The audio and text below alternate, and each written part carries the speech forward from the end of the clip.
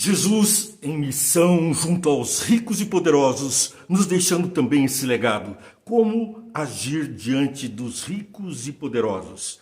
O relato está no livro de Mateus, lá no capítulo 19, versos 16 e seguinte.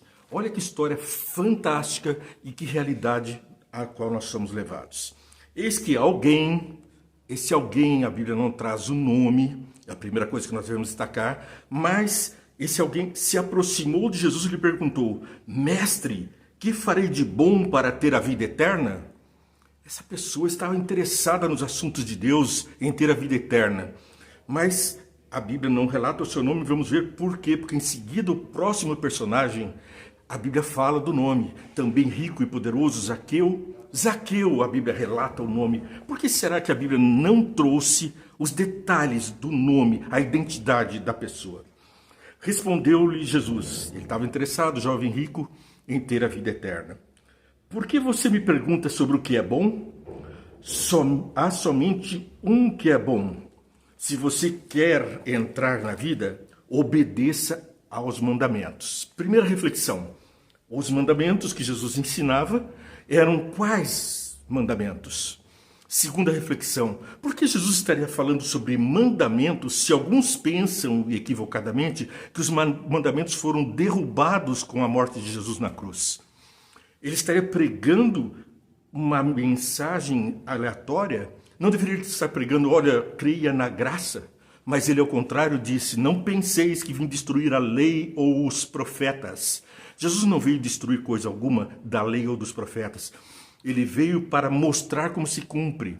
Ele disse: não penseis que vem destruir a lei ou os profetas, eu vim aprimorar a forma de guardá-los.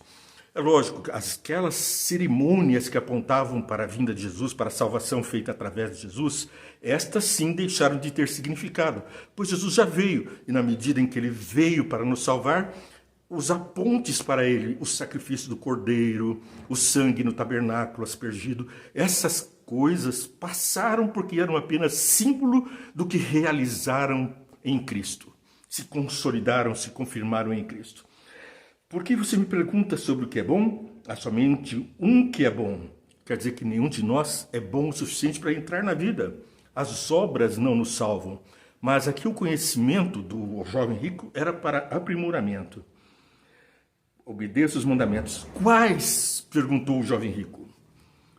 Verso 18, Mateus 19, verso 18. Quais? Perguntou ele. Jesus respondeu. Jesus não demorou para dar a resposta. Quais são os mandamentos que nós devemos guardar para entrar na vida eterna? Os decálogos, 10 mandamentos. E ele exemplifica numa listagem não taxativa, não são apenas esses os comandos, mas ele especificou quais os mandamentos que deveriam ser guardados. E ele enfatizou o amor ao próximo. Veja só: não matarás, não adulterarás, não furtarás, não darás falsa testemunha, honra teu pai e a tua mãe e amarás o teu próximo como a ti mesmo. Por que Jesus falou desses mandamentos da relação homem para com o homem?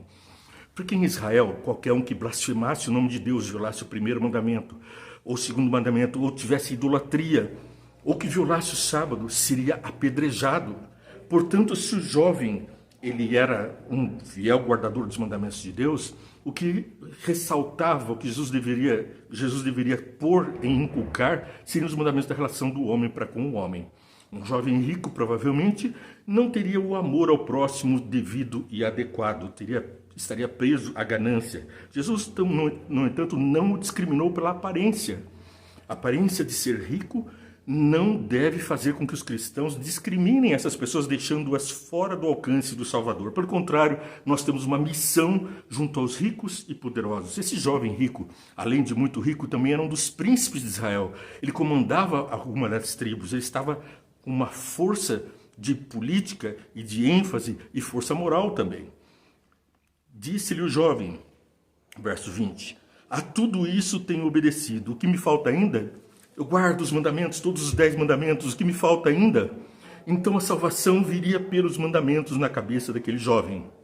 A resposta de Jesus, verso 21, Jesus respondeu: se você quer ser perfeito, aprimorado, no máximo do potencial, vá, venda os seus bens e dê o dinheiro aos pobres, e você terá um tesouro nos céus. Depois, venha e siga-me. Bom, que missão difícil. O jovem rico estava procurando Jesus, ele queria estar com Jesus, mas ali ele estava dizendo: o que me falta? Venda os seus bens e o dinheiro dê aos pobres. Será que todo cristão que quer ser salvo deve se desfazer de todos os bens, das riquezas, das bênçãos que o próprio céu nos dá? Pois aqui nós vamos ver que o problema é que aquele jovem estava preso ao dinheiro, ele estava arraigado, a razão da vida dele estava focada no dinheiro. Jesus estava diante dele, o Salvador, a salvação para além da guarda dos mandamentos. Ali estava ele, pronto para receber diretamente do Deus eterno, do nosso Salvador, a mensagem mais importante: vem e segue-me. Aqueles que seguiram Jesus não tinham sandálias extras, não tinham roupas extras, não tinham alforjes ou bolsas para carregar dinheiro. Eles viviam o dia a dia pelo próximo, por amor ao próximo e para Deus. Essa é uma missão apenas para aqueles que querem seguir a Jesus, e muitas vezes nós dependemos disso para termos a salvação, para nos desprendermos de algum pecadinho que esteja nos cercando. Precisamos desligar, cortar esse mal pela raiz. É isso que Jesus está dizendo. A riqueza está te prendendo.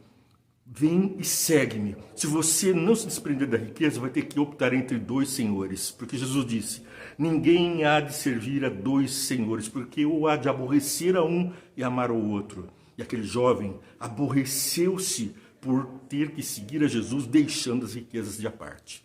Ele já estava vindo até Jesus, ele já estava seguindo Jesus até aquele momento em que ele foi confrontado e descobriu que havia um tropeço colocado por Satanás. A riqueza, ali, a riqueza não era uma bênção de Deus, porque o próprio Deus, Jesus, disse: livra-te disso, dá aos pobres e vem comigo. Jesus amou tanto aquele jovem, porque ele se mostrou fiel, veraz, que convidou ele para ser um dos discípulos. Ele estaria entre os 12, ou talvez fosse o 13, o 13º discípulo de Jesus.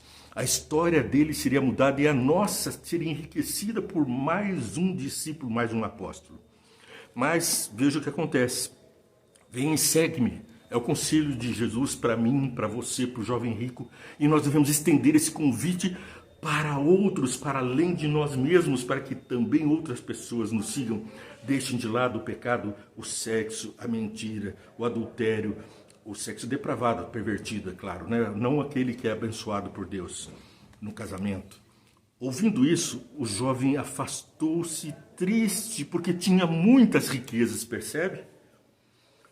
Em vez de alegrar-se no Senhor, entristeceu-se porque não queria deixar as riquezas. É isso que falta para eu ser perfeito, não basta guardar os mandamentos.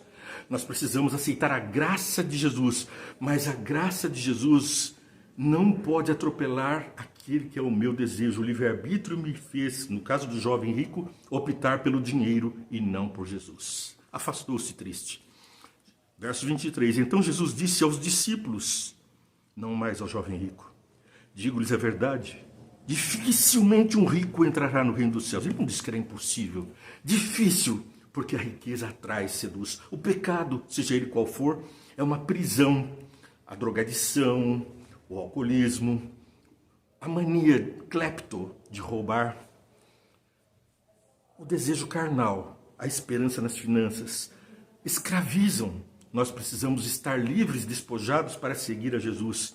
Não é proibido ter riqueza, repito, mas ela não pode estar no lugar de Deus na nossa vida. Ela não pode estar de atrapalho para seguir Jesus. Chegará o tempo que nós teremos que deixar todos os bens para trás e seremos perseguidos porque guardamos os mandamentos e amamos Jesus. E se você estiver ainda amando tanto o mundo, não vai querer seguir Jesus. Desprendimento, força em Cristo para diante dele aceitar o convite: vem e segue-me. Eu lhes digo ainda, diz o verso 24, é mais fácil passar um camelo pelo fundo de uma agulha do que um rico entrar no reino de Deus. Do que Jesus estava falando aqui? O camelo era o nome da porta de Jerusalém, por onde entravam os mercadores durante a noite. Os portões da cidade estavam abertos durante o dia para quem chegasse com mercadorias, pagaria os impostos e entraria. Os impostos eram sempre cobrados na porta, onde ficavam também os juízes que deveriam julgar alguma demanda sobre que impostos seriam esses devidos, adequados, ou outras demandas entre as pessoas daquela cidade e os que estavam viajouros adentrando. Provavelmente o jovem rico estava por ali também, assim como Zaqueu, chefe dos publicanos, de quem vamos falar daqui a pouquinho. Ao ouvirem isso, os discípulos ficaram perplexos e perguntaram, nesse caso, quem pode ser salvo? Porque o que acontece ali? A porta, o camelo, ali então era aquela porta por onde entravam os camelos durante a noite. Por que se permitia então que uma porta muito pequena, estreita e mais ou menos no formato de um camelo ficasse aberta durante a noite? Primeiro, porque guerreiros não poderiam entrar ali sem um fácil combate. A porta era estreita. Jesus disse mesmo, sigam pela porta estreita, a porta larga é a porta da perdição. E agora então o camelo chegava ali carregado de mercadorias e queria frustrar, não pagar os impostos, sonegar, entrar pela porta de Jerusalém carregado, mas ali era impossível, porque a porta no formato do camelo descarregado, e o camelo tinha que se agachar e passar ajoelhado, engatinhando, por assim dizer, por aquela porta. E se ele tivesse qualquer carga por sobre a sua corumela, as suas corcundas, ele não conseguiria atravessar. Já era difícil passar sem mercadorias.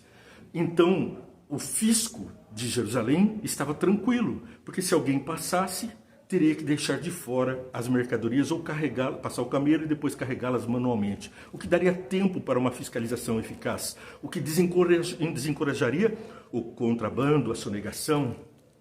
A fiscalização seria mais perfeita e então seria mais fácil. Então, vamos ver aqui o verso 24 de Mateus capítulo 19. Eu lhes digo ainda, é mais fácil passar um camelo pelo fundo de uma agulha. O camelo, então, agulha, desculpe, eu falei que era o camelo, é agulha o nome da porta. Aquele buraquinho da agulha, então, seria a porta. E então o camelo tinha que passar por aquela porta chamada agulha, porque ela se afinava, ela se afunilava. Então, o camelo para o fundo de uma agulha do que um rico entrar no reino de Deus. Porque o rico, para entrar no reino de Deus, não pode ter cargas. O pecador, para entrar no reino de Deus, não pode trazer o pecado para dentro do reino de Deus. Ele tem que se despojar e ser um Cristo, um cristão, um cristozinho que está vivendo na terra, apegado ao próximo e a Deus. Amar ao próximo e a Deus sobre todas as coisas. Ao próximo como a si mesmo e a Deus sobre todas as coisas. Versos 26. Jesus olhou para eles e respondeu, para o homem é impossível, mas para Deus todas as coisas são possíveis. Do que Jesus estava falando? Para nós que estamos presos no mundo do pecado, é impossível nos desarraigarmos, nos prendermos dessa prisão, dessas algemas do pecado, do vício, da escravidão do pecado. Mas para Deus tudo é possível, porque pela força do Espírito, nós somos motivados pela graça de Jesus a guardar os mandamentos.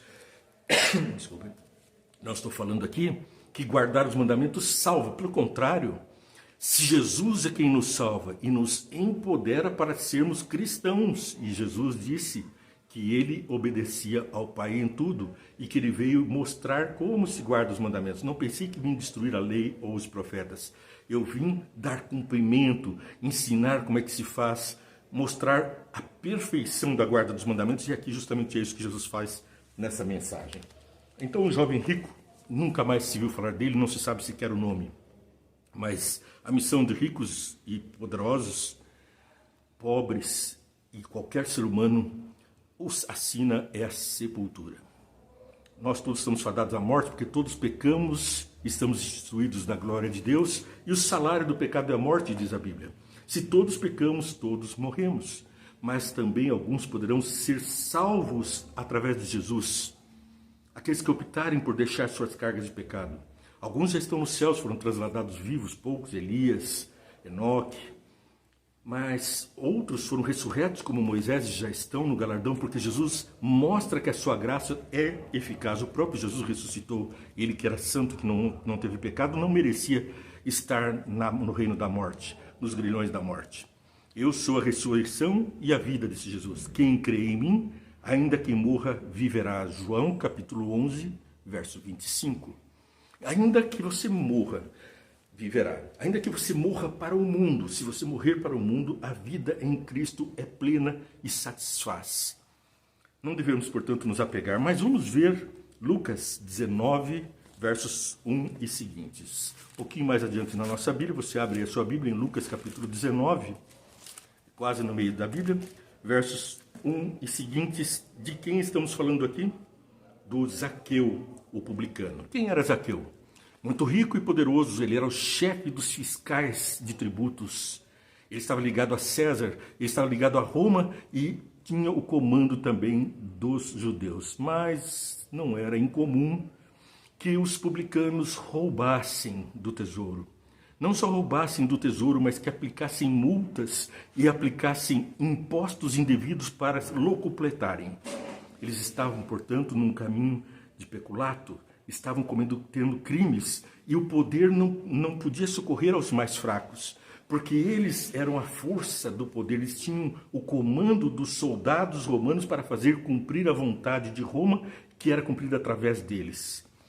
Roma representa muitas vezes o pecado e nós estamos diante de soldados, de publicanos que estão pregando outro evangelho que não o de Cristo, para se locupletarem também.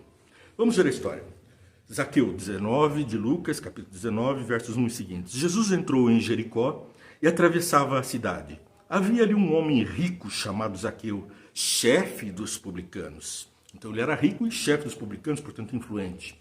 Mas ele, ao contrário da lição de ontem, que Nicodemos era bem quisto por todos, era rico e respeitado moralmente, Zaqueu não tinha muito respeito do povo. Ele não era admirado por ser o chefe de uma gangue que roubava através da aplicação de tributos. Ele queria ver quem era Jesus, mas sendo de pequena estatura, não o conseguia por causa da multidão. Jesus estava sendo seguido por uma multidão. E nós também, Paulo diz que somos espreitados, estamos diante de um grande espetáculo ao universo. Somos um espetáculo aos mundos e estamos, portanto, sendo observados. Ele queria ver quem era Jesus. Assim, verso 4, correu adiante e subiu numa figueira brava para vê-lo, pois Jesus ia passar por ali. Às vezes sabemos o caminho por onde Jesus vai. Alguns se contentam em ficar por ali, outros querem mais, sobem mais alto e sobem para ver a vontade de Deus. Assim, correu adiante e subiu na figueira brava. Quando Jesus chegou àquele lugar, olhou para cima e lhe disse, no meio da multidão, Jesus olha para cima de uma árvore, de uma figueira brava, e disse, Zaqueu. Ele chama pelo nome, ele identifica o homem rico. Ao contrário do jovem rico que está no anonimato, Zaqueu é mencionado como alguém que tem nome diante de Deus. E veja o que acontece. Quero ficar em sua casa hoje. É Jesus dizendo, quero ficar em sua casa hoje. Então ele desceu rapidamente e o recebeu com alegria. Você recebe Jesus com alegria? Se Jesus viesse hoje em sua casa, você receberia com alegria, ou estaria, quem sabe, ocultando algumas coisas, escondendo coisas que os céus não podem ver, que o espetáculo que fazemos ao grande universo não podem perceber. Como é a tua vida? Como você está levando a vida? Será que os outros podem olhar para você e dizer, eu louvo a Deus pela existência dessa pessoa? Vamos adiante. Verso 7. Todo o povo viu isso. O quê? Jesus sendo recebido por Zaqueu na casa dele, e começou a se queixar. Ele se hospedou em casa de um pecador. A vida de Zaqueu estava devassada, era a casa de um pecador, todos sabiam disso.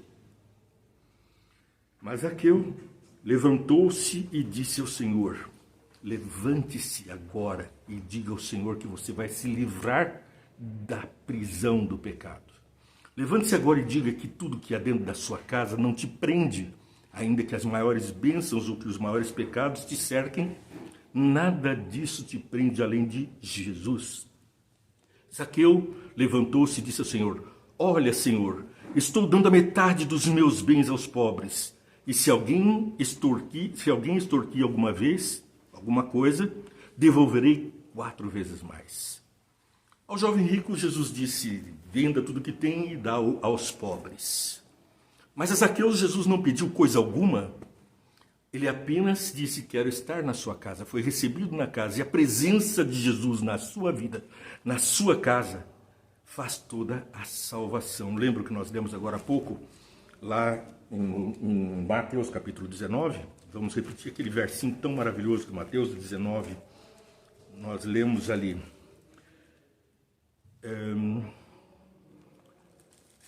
No final da historinha lá, da história que nós estávamos contando, Jesus respondeu: nem todos têm condições para aceitar esta palavra, somente aqueles a quem é dado. Mas os discípulos, então, questionando Jesus se é esta a situação entre o homem e sua mulher, é melhor não casar. Mas a resposta de Jesus ali no verso 19, aliás, eu acho que eu estou lendo aqui, Mateus capítulo 19, versos 16 até o 22, é o verso 22. Eu estava aqui. Então Jesus disse aos discípulos: e digo-lhes a verdade, dificilmente um rico entrará no reino de Deus. Eu lhes digo ainda, é mais fácil passar um camelo. Ao ouvirem isso, verso 25, ao ouvirem isso, os discípulos ficaram perplexos e perguntaram: nesse caso, quem pode ser salvo? Quem pode ser salvo é a questão. E agora nós temos que pensar qual é a condição da resposta de Jesus. O que Jesus respondeu para esse assunto?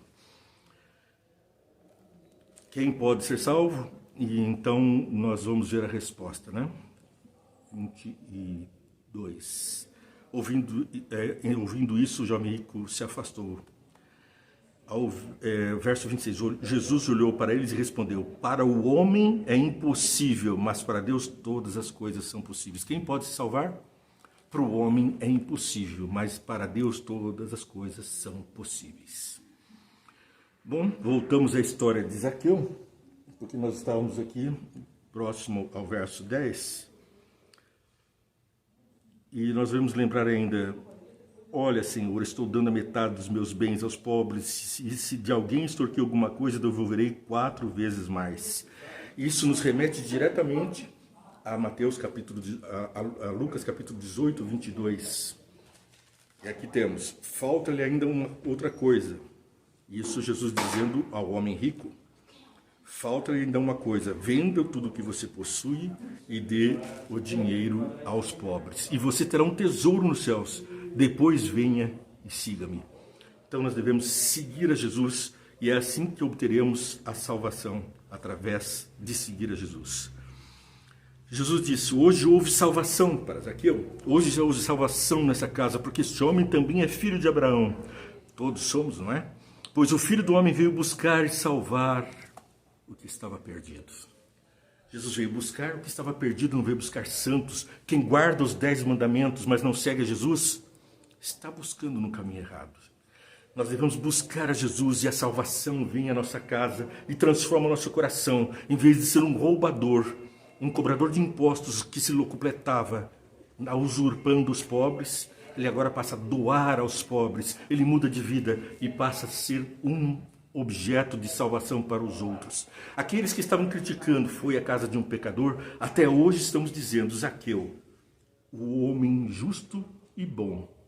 Você é um homem justo e bom, justificado por Cristo, vai seguir nos caminhos dele?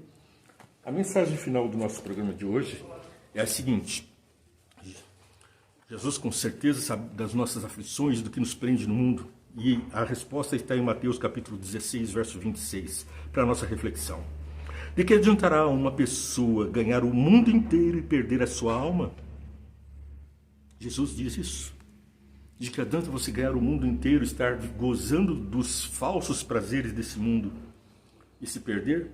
O que dará a uma pessoa em troca da sua alma? Poderá ela dar em troca da sua alma, da sua morte por causa do pecado, o ser perfeito na guarda dos mandamentos? Já nascemos em pecado.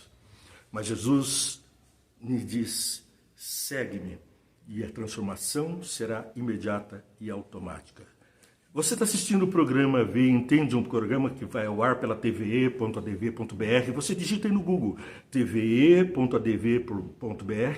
e terá uma programação 24 horas por dia com a palavra de Deus para jovens, crianças e programas de diversas naturezas. Você pode assistir ao vivo o que está passando, ou pode ainda ser remetido às nossas TVs parceiras e também aos programas gravados que ficam ali à sua disposição.